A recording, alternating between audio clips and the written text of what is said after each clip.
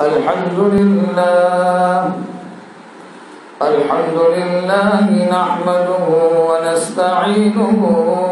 ونستغفره ونؤمن به ونتوكل عليه ونعوذ بالله من شرور أنفسنا ومن سيئات أعمالنا من يهده الله فلا مضل له ومن يضلله فلا هادي له ونشهد أن لا إله إلا الله وحده لا شريك له ونشهد أن سيدنا وسندنا ونبينا وحبيبنا ومولانا محمدا عبده ورسوله الذي أرسل بالحق بشيرا ونذيرا أما بعد فأعوذ بالله من الشيطان الرجيم بسم الله الرحمن الرحيم شهر رمضان الذي أنزل فيه القرآن هدى للناس وبينات من الهدى والفرقان فمن شهد منكم الشهر فليصم صدق الله العظيم وصدق رسوله النبي الأمي الكريم ونحن على ذلك لمن الشاهدين والشاكرين والحمد لله رب العالمين اللهم صل على سيدنا محمد وعلى آل سيدنا محمد وبارك وسلم بزرگان محترم، میرے عزیز دوستوں اور بھائیوں، حق تعالیٰ جل شانہ نے بے شمار نعمتیں مجھے اور آپ کو عطا فرمائی ہے۔ اللہ رب العزت نے ہمارے اوپر مزید احسان فرمایا اور مزید کرم فرمایا، مزید مہربانی فرمائی کہ ہمیں رمضان المبارک کی ایک عظیم نعمت سے مالا مال فرمایا۔ رمضان المبارک کا مہینہ اللہ جل شانہ کی ایک بہت بڑی عظیم نعمت ہے۔ رمضان المبارک کا مہینہ اللہ جل شانہ کی طرف سے ایک بہت بڑا انعام ہے، ورنہ ہم تھوڑی دیر کے لیے غور و فکر کریں، تھوڑی دیر کے لیے ہم سوچیں تو گزشتہ سال رمضان کے مبارک مہینے میں ہمارے کئی دوست و احباب اس دنیا میں موجود تھے، ہمارے کئی رشتہ دار اس دنیا میں موجود تھے، ہمارے محلے اور ہمارے گاؤں میں رہنے والے کئی وہ افراد جن کے ساتھ میرا اور آپ کا تعلق تھا، ایسے کئی لوگ دنیا میں موجود تھے، آج وہ منومن مٹی کے نیچے جا کر سو گئے۔ وہ آج اس رمضان کے مبارک مہینے کی برکتوں سے اور اس کی رحمتوں سے، اس کے انوارات سے محروم ہو گئے۔ اللہ رب العزت نے ہمارے اوپر بہت بڑا کرم اور مہربانی فرمائی کہ ہمیں پھر زندگی میں یہ مبارک مہینہ عطا فرمایا۔ میرے بھائیوں، میں اور آپ اس مبارک مہینے کی حقیقت اور اس کی اہمیت، اس کی عظمت اور اس کی قدر کیسے جان سکتے ہیں؟ کیونکہ میرا اور آپ کا، دنیا کے اکثر و بیشتر انسانوں کا دن رات دنیاوی کاموں میں، کاروبار میں الجھے رہنا، مشغول رہنا، صبح سے شام تک دنیا ہی کی دوڑ اور دھوپ میں لگے رہنا، مادیت کے اندر اپنے آپ کو پھنساتے رہنا اور اسی کے اندر مشغول رہنا، میں اور آپ کس طریقے سے اس مبارک مہینے کی حقیقت اور اس کی اہمیت کو جان سکتے ہیں؟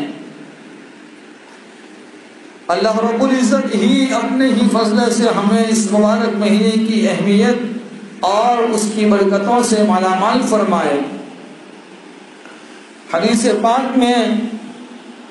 آتا ہے کہ نبی کریم صلی اللہ علیہ وسلم رجب المرجب کا چاند دیکھتے تو دعا فرمایا کرتے تھے۔ حدیث پاک میں وہ دعا موجود ہے۔ اللہ کے نبی صلی اللہ علیہ وسلم فرماتے تھے، اللہم بارک لنا فی رجب و شعبان وبلغنا رمضان۔ اے اللہ، ہمارے لیے رجب اور شعبان کے مہینوں میں برکتیں عطا فرما اور ہمیں رمضان کے مہینے تک پہنچا دیجیے۔ یعنی نبی کریم صلی اللہ علیہ وسلم رجب المرجب کے پہلے ہی چاند سے اس دعا کو پڑھتے تھے اور زندگی کی درازگی کی یہ دعا کرتے تھے کہ ہماری زندگی میں اتنی برکتیں دے دے کہ مالک ہمیں رمضان کے تک پہنچا دیجیے۔ اب آپ اندازہ لگائیں کہ رمضان آنے سے 2 مہینے پہلے رمضان کا انتظار، رمضان کا شوق، رمضان کی آنے کی تیاری اللہ کے نبی صلی اللہ علیہ وسلم رجب المرجب کے پہلے ہی چاند سے فرماتے تھے۔ تو جو نبی اس مبارک دین کو لے کر آیا، جو نبی مبارک مہینے کے لیے اتنے 2 مہینے پہلے سے اس کی تیاری کرتے تھے، اس کے لیے اللہ سے دعائیں کرتے تھے، اس کے لیے اللہ سے آہوازاری کرتے تھے، اس کے لیے اللہ سے مانگتے تھے، تو پھر ہمیں بھی کس قدر اللہ جل شانہ سے اس مبارک مہینے کی قدر کو مانگنے کی ضرورت ہے۔ اس لیے اس حدیث پاک سے یہ سبق یہ بھی ملتا ہے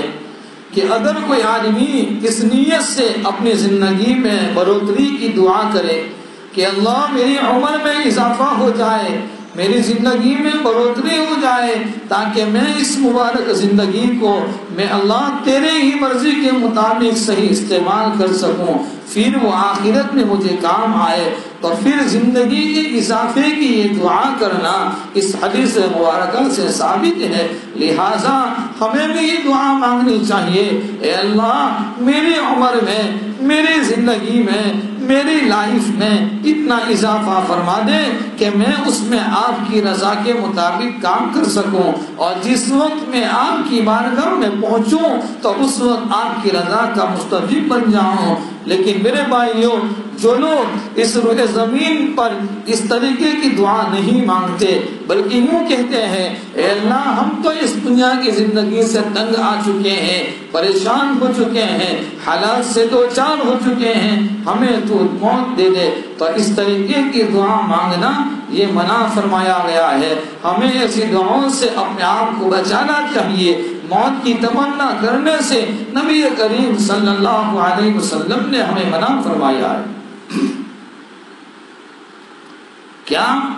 تم اس نیت سے، اس تمنا سے اور اس ارادے سے موت کی دعا کرتے ہو کہ یہاں دنیا میں حالات خراب ہیں، جب وہاں چلے جائیں گے تو وہاں اللہ میاں کے پاس ہمیں سکون مل جائے گا، راحتیں مل جائیں گی، اطمینان مل جائے گا۔ ارے میرے بھائیوں، جائزہ لینا چاہیے، اندازہ لگانا چاہیے، تھوڑی سوچ کرنا چاہیے کہ تم نے اور میں نے ہمیں اس وہاں کی زندگی کے لیے کیا تیاری کر رکھی ہے۔ کیا معلوم ہے اگر اس وقت موت آ جائے، خدا جانے کیا حالات پیش آ جائے۔ میرے بھائیوں، دنیا کی زندگی کے اندر دنیا کے سفر کرنے کے لیے ہمارے پاس بہت ساری تیاری ہوتی ہے۔ ایک آدمی بمبئی جاتا ہے اور 5 دن وہاں قیام کرنے والا ہوتا ہے، اپنے ساتھ کتنی تیاریاں لے کر جاتا ہے۔ اس کو معلوم ہے کہ مجھے 5 دن کے بعد واپس اپنے گھر لوٹنا ہے، لیکن میرا اور آپ کا ایک سفر میرے بھائیوں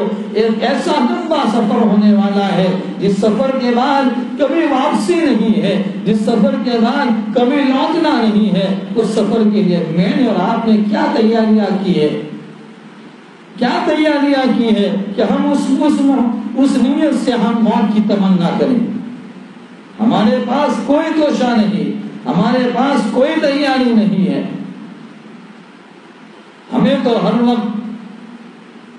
اللہ کے استحضار کے ساتھ، اللہ کے دھیان کے ساتھ، اللہ کو حاضر رکھ کر اپنی زندگی کو گزارنے کی ضرورت ہے۔ مبارک مہینہ دیا ہے، اس مبارک مہینے کی قدردانی کرنے کی ضرورت ہے۔ اس مبارک مہینے کے ساتھ اندر اپنے آپ کو صحیح طریقے سے لگانے کی ضرورت ہے۔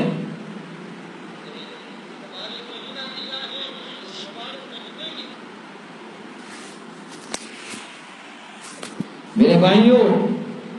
میرے محترم دوستوں اور بزرگوں، اس لیے نبی کریم صلی اللہ تعالی علیہ وسلم یہ دعا فرمایا کرتے تھے، اللہم احینی ما کانت الحیات خیرا لی وتوفنی اذا کانت الوفات خیرا لی۔ اے اللہ، جب تک میرے حق میں زندگی فائدہ مند ہے، بہتر ہے، اس وقت تک مجھے زندگی عطا فرما، اور جب میرے حق میں موت کا فائدہ مند نہ ہو جائے، موت اگر فائدہ مند ہو، جب میرے حق میں موت بہتر ہو تو اللہ مجھے موت عطا فرما۔ لہٰذا میرے بھائیوں، یہ دعا کرنا، اے اللہ میری عمر میں اتنا اضافہ کر دے کہ آپ کی رضا کے مطابق، آپ کی رضامندی کے مطابق اس میں کام کرنے کی توفیق ہو جائے۔ یہ دعا کرنا تو صحیح ہے، لیکن اس طریقے کی دعا کرنا کہ اللہ مجھے موت دے دے، اس طریقے کی دعا کرنا صحیح نہیں۔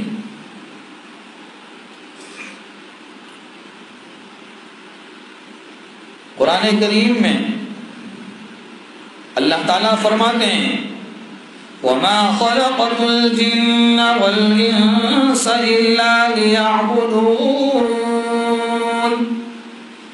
میں نے جنات و انسانوں کو صرف ایک کام کے لیے پیدا کیا کہ وہ میری عبادت کرے۔ انسان کا اصل مقصد زندگی اور اس کے دنیا میں آنے اور دنیا میں رہنے کا اصل مقصد یہ ہے وہ اللہ جل شانہ کی عبادت کرے۔ ہاں، اگر کسی کے ذہن میں یہ بات آ سکتی ہے، یہ سوال پیدا ہو سکتا ہے کہ اس مقصد کے لیے تو اللہ تعالیٰ نے فرشتوں کو پہلے ہی پیدا فرمایا تھا، اب اس مقصد کے لیے دوسری مخلوق انسان کو پیدا کرنے کی کیا ضرورت تھی؟ میرے بھائیوں، فرشتے اگرچہ عبادت کے لیے پیدا کیے گئے ہیں، لیکن وہ اس طرح پیدا کیے گئے تھے کہ خلقاً عبادت کرنے پر مجبور تھے، اس لیے کہ ان کی فطرت میں صرف عبادت کا مادہ رکھا گیا ہے، عبادت کے علاوہ گناہ اور معصیت کا مادہ ان کی زندگی میں نہیں ہے۔ اور حضرت انسان کو اللہ تعالیٰ نے اس کی زندگی میں دونوں مادے رکھے ہیں، دونوں مادے رکھے ہیں کہ وہ گناہ بھی کر سکتا ہے، وہ نیکی بھی کر سکتا ہے، اس کی زندگی میں دونوں مادے ہیں۔ تو اللہ جل شانہ اپنے بندوں کا امتحان لینا چاہتا ہے،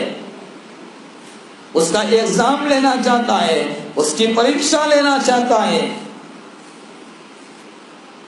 کہ میرا بندہ اور میری بندی کس طریقے کے مطابق زندگی گزارے۔ اسی لیے رمضان المبارک مہینہ دے کر اس کے تقوی کو اس کے تقوی کا امتحان لیا گیا اور کہا گیا صبح صادق سے لے کر غروب آفتاب تک تمہیں کھانے پینے سے اور دوسری چیزوں سے اپنے آپ کو بچانا ہے کہ تمہارے گھر میں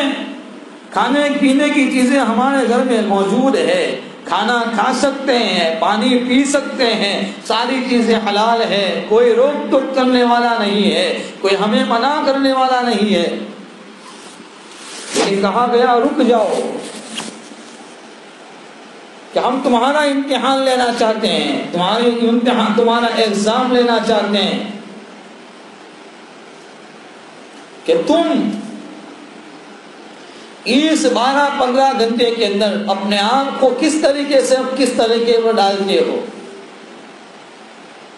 اس لیے فرماتے ہیں مشائخ کہ روزہ 2 قسم کا ہے،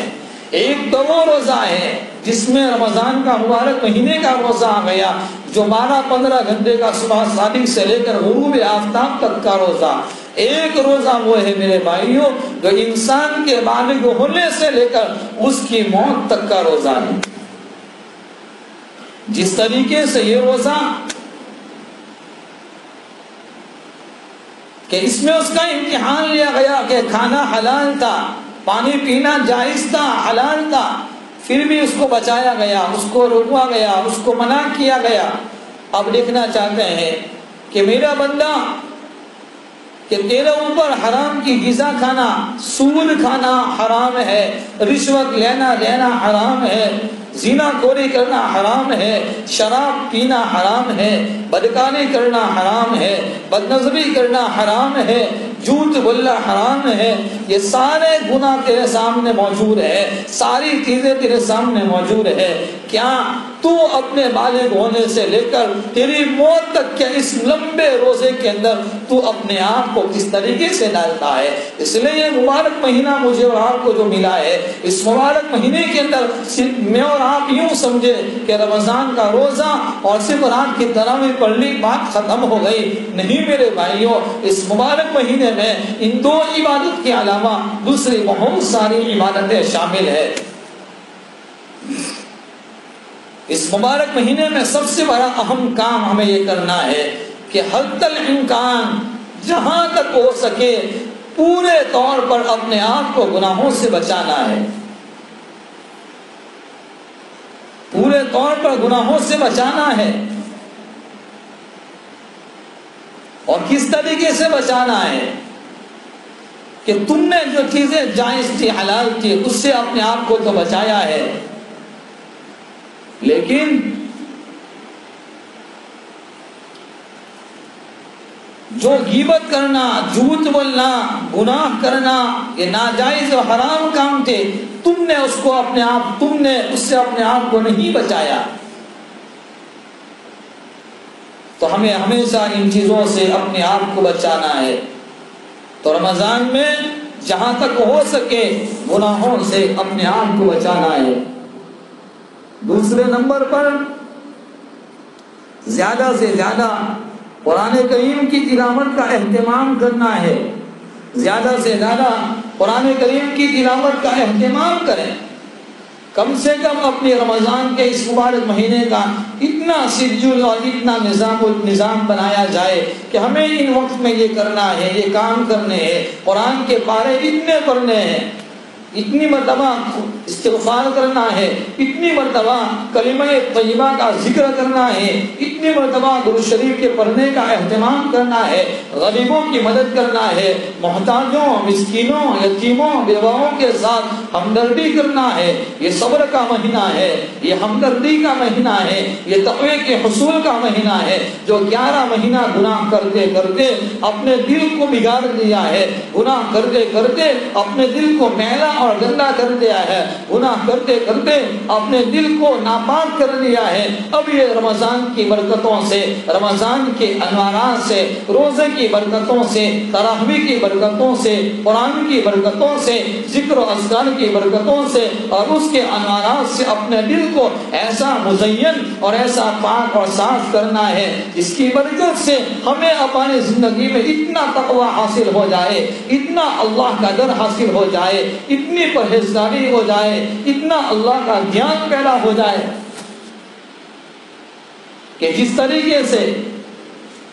کہ ہمارے گھر میں کھانے کی چیزیں موجود تھی، نہ ہمارے اوپر کوئی کیمرہ تھا، نہ ہمیں کوئی روکنے والا تھا، پھر بھی ہمارا نفس کو ہم نے بچایا ہے، اپنے نفس کے جذبات کو کنٹرول کیا ہے۔ بس کسی طریقے سے رمضان کے روزے کا ایک اہم پیغام، ایک اہم سبق یہ ملتا ہے کہ جب تو رمضان کے بعد بھی جب دوسرے اوقات میں کہیں بھی چلا جاوے، تجھے گناہ کرنے کا کتنا بھی بڑا موقع مل جائے، لیکن زندگی کے اندر اتنا دھیان پیدا کرنا ہے کہ تجھے دیکھنے والی ذات ایک اکیلے اللہ کی ذات ہے، جو ان اللہ علیم بذات الصدور ہے، جو یعلم خائنۃ الاعین وما تخفی الصدور ہے، وہ ذات تجھے دیکھ رہی ہے، تو کوئی دیکھے یا نہ دیکھے لیکن وہ ذات تجھے دیکھ رہی ہے۔ اسی لیے اللہ جل شانہ نے اپنے نیک بندے پر اس بات کا الہام فرمایا اور اپنے نیک بندے کے دل پر اس بات کو کھولا کہ میرے بندے جب دوسرے میرے بندے جب گناہ کرنے کا ارادہ کرتے ہیں، اپنے روم کے دروازے کو بند کر لیتے ہیں، اپنے کمرے کے دروازے کو بند کر لیتے ہیں، اپنے ہوٹل کے دروازے کو بند کر لیتے ہیں اور دیکھتا ہے کہ یہاں کوئی نہیں دیکھ رہا ہے، لیکن اللہ جل شانہ فرماتے ہیں وہ اپنے بندے پر اس بات کا الہام کیا، میرے بندے جاؤ اور دنیا کے میرے بندوں کو اس بات کا پیغام پہنچا دو کہ جب تم گناہ کرنا چاہتے ہیں اس وقت تم اس دروازے کو بند کر لیتے ہیں جہاں سے دنیا والے دیکھتے ہیں، لیکن جہاں سے تیرا رب دیکھتا ہے وہ دروازہ کھلا ہوا ہے، وہ دروازہ کھلا ہوا ہے۔ تو روزے کے ذریعے سے ہمیں اللہ کا دھیان اور اللہ کا یہ استحضار اور تقوی کی صفت دی گئی تاکہ ہماری انفرادی اور اجتماعی زندگی میں، اپنے آپ کی زندگی میں انفرادی اور اجتماعی طور پر ہم حد تک امکان اللہ کا دھیان پیدا کرنے والے بنے۔ اس مبارک مہینے کے اوقات کو لغویات اور بیکار کے کاموں میں لگنے کی بجائے اس وقت کی قدر کر کر اس مبارک مہینے کی ایک ایک سیکنڈ کو غنیمت جان کر ہم اس اوقات کو صحیح نیک کاموں میں استعمال کریں، خصوصاً ہمارے وہ نوجوان جو اس وقت فری ہے، کوئی کام کاج نہیں ہے، مشغول ہے۔ میں ان نوجوانوں کو بہت ہی ادباً ان کی خدمت میں یہ بات پیش کرنا چاہتا ہوں کہ وہ اپنی زندگی کی قیمتی صلاحیت کو، وہ اپنی زندگی کی قیمتی ٹائم کو اور قیمتی مصروفیت، قیمتی فرصت کو وہ دوسرے کام میں لگنے کے بجائے، ادھر ادھر کے کاموں میں ضائع کرنے کے بجائے ان اوقات کو اللہ کی عبادت میں لگائے، روزہ رکھے۔ ہاں، اگر کسی مجبوری کی وجہ سے، کسی شرعی عذر کی وجہ سے اگر کوئی آدمی روزہ نہ رکھ سکے تو پھر کھلے عام وہ اپنے آپ کو دوسروں کے سامنے ظاہر نہ کرے، وہ دوسروں کے سامنے بھی روزے دار بن کر رہے، روزے دار کی طرح رہے۔ یہ مبارک وقت ہے، ابھی ہمارے پاس کوئی کام نہیں، فری ہے، ہمارے پاس وقت ہے، ہمارے پاس حفاظ ہے، ہمارے پاس علماء ہیں، ہم ان کی خدمت میں جا کر اپنا قرآن صحیح کریں، ان کی خدمت میں جا کر قرآن کریم کی صحیح تلاوت کرنے کی کوشش کریں۔ اس وقت امت پر جو حالات ہیں اس مبارک مہینے میں اللہ بندوں کی دعاؤں کو قبول کرتا ہے، خصوصاً سحری کے وقت، افطاری کے وقت، یہ قبولیت دعا کا وقت ہوتا ہے۔ ان مبارک وقت میں وہ اپنے آپ کے لیے، اپنے گھر والوں کے لیے، اپنے آل و اولاد کے لیے، اپنے رشتہ داروں کے لیے، اپنے دوست و احباب کے لیے، اپنے پورے سماج کو، پوری سوسائٹی کے لیے، بلکہ پوری امت کے لیے اور قیامت تک آنے والی تمام انسانیت کے لیے خصوصی طور پر دعاؤں کا اہتمام کرے، اللہ کے سامنے عاجزی کرے کہ دنیا کا ایک آدمی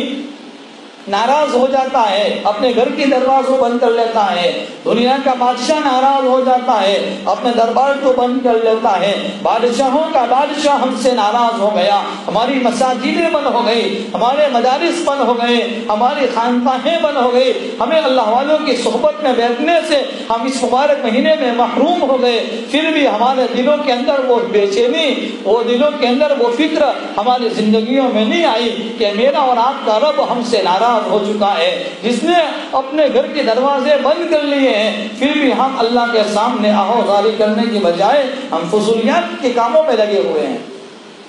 زندگی کی دنیا کو ضائع اور برباد کر رہے ہیں۔ حالانکہ نبی کریم صلی اللہ تعالی علیہ وسلم نے حدیث پاک میں فرمایا ہے قیامت کے دن 7 آدمی وہ ہوں گے جن کو اللہ جل شانہ اپنے عرش کا سایہ نصیب کریں گے۔ ان 7 چیزوں کے اندر سے، 7 آدمیوں کے اندر سے ایک وہ نوجوان ہے جس نے اپنی جوانی کو اللہ کی عبادت میں لگایا ہو۔ وَرَجُلٌ قَلْبٌ مُعَلَّقٌ فِي الْمَسْجِدِ، کیسا نوجوان کہ جس کا دل مسجد میں اٹک رہا ہو، یا وہ ایسا نوجوان جس کی پروان، جس کی جوانی اللہ کی عبادت میں پروان چل رہی ہو۔ تو خصوصی طور پر نوجوانوں کو آگے بڑھنے کی ضرورت ہے، اللہ کے سامنے معافی مانگنے کی ضرورت ہے، اپنے گھروں کے اندر چھوٹی چھوٹی معصوم اولادوں کو افطاری کے وقت قریب میں بٹھا کر ان کے پاس دعائیں کروائے، ان کی معصومی زبان سے جب وہ بندی اور بچیاں دعائیں کرے گی، اللہ کے سامنے ہاتھ اٹھائے گی، اللہ کی ذات کو رحم آ جائے گا، اللہ تعالیٰ اپنی رحمتوں کے دروازے کھول لیں گے اور امت کے اوپر سے اس حالات کو اللہ اپنے فضل سے دور کریں گے۔ تو خیر کہہ رہا تھا یہ مبارک مہینہ ہے، اللہ نے ہمیں پھر زندگی میں موقع دیا ہے، ہم ان موقع کو غنیمت جان کر اس مبارک وقت کی قدردانی کر کر ان مبارک ایام کے اندر صحیح طریقے سے ہم عبادت کرنے والے بنے، راتوں کو قرآن کریم کی تراویح کے اندر قرآن کریم کی تلاوت کو جان اور توجہ سے سنیں، اپنے گھروں کے ماحول کو درست کریں، اپنے گھروں کے اندر قرآن کی تعلیمات کو زندہ کریں، اپنے گھر کے، اپنے رشتہ داروں کے تمام اور پوری امت مسلمان کے لیے خصوصی طور پر دعاؤں کا اہتمام کرے۔ اللہ جل شانہ اپنے فضل سے مجھے، ہم تمام کو اور پوری امت مسلمان کو صحیح سمجھنے کی اور صحیح باتوں پر عمل کرنے کی اللہ ہم تمام کو توفیق کامل نصیب فرمائے، آمین۔ وآخر دعوانا الحمدللہ رب العالمین۔ درود شریف پر لے دعا ہو جائے۔ اللہم صلی علی سیدنا محمد وعلی آل سیدنا مولانا محمد وبارک وسلم۔ اللہم اعنا علی ذکرک وشکرک وحسن عبادتک۔ اللہ ہم سب کے گناہوں کو معاف فرما، اللہ خطاؤں سے درگزر فرما، اللہ سیئات کو حسنات سے بدل فرما، اللہ تیری رضا والی زندگی گزارنے کی توفیق عطا فرما، اللہ اس مبارک مہینے کی قدردانی کی توفیق عطا فرما، رمضان کے روزے رکھنے کی صحیح حقیقت نصیب فرما، اللہ ہماری سحر افطاری کو قبول فرما، اللہ راتوں میں تراویح میں قرآن کے سننے سنانے کو قبول فرما، اعتکاف میں بیٹھنے والے معتکفین کے اعتکاف کو قبول فرما، اللہ ان کی مبارک دعاؤں میں ہمارا حصہ شامل فرما، اللہ ہم سے راضی ہو جا، ہمیں تیرے محبوب اور مخلص بندوں میں شامل فرما، تیرے نیک بندوں میں شامل فرما، اللہ حرمین شریفین کی حفاظت فرما، اللہ حرمین شریفین کی زیارت سے مالا مال فرما، اللہ تمام مسلمانان عالم کی پریشانی کو دور فرما، تمام بیماروں کو شفا کاملہ عاجلہ مستمرہ دائمہ عطا فرما، مقروضین کے قرض کی ادائیگی کی سبیل پیدا فرما، قید خانوں میں محبوسوں کو عزت اور عافیت و سلامتی کے ساتھ رہائی عطا فرما، اللہ اپنے فضل کا معاملہ فرما، ہماری دعاؤں کو اپنے فضل و کرم نبی کریم صلی اللہ علیہ وسلم کے صدقے میں قبول فرما۔